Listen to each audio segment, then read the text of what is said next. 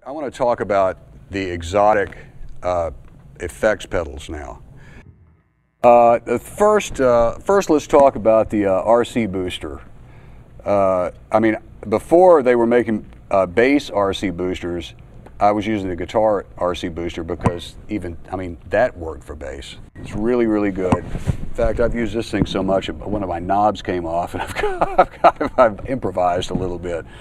So let's get this thing back to beautiful here, kind of centered out, and I can show you a little bit about it.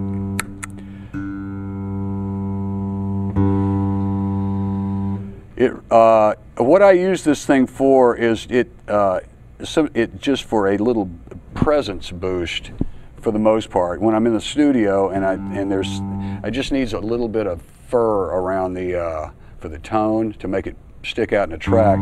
I'll click this thing on and try and get it adjusted to the proper gain level that I need, depending on the circumstance. And let me get this thing back to the center position, because in the studio, like I said, it's going to hum a little. You got to love it. So let's get it in the center. You can hear the difference. I mean, there's an obvious volume change, but there's also a presence that's really subtle, and that's the thing. That's what I like about these boosters. Is it just sort of bring the bass up to a little further toward the front, you know.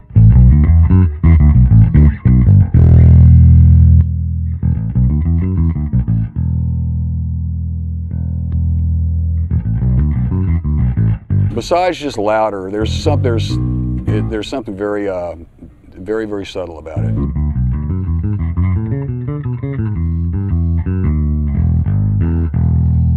And of course, then you can get it pretty furry sounding if you want it. And then there's a treble and bass on this, so depending on the instrument that you're using and to what kind of tone you want to get.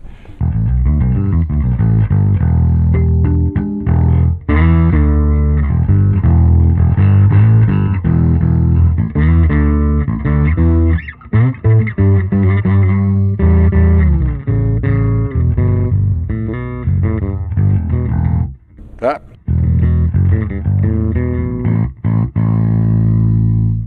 So, we need every trick we can get, right? So I use that a lot.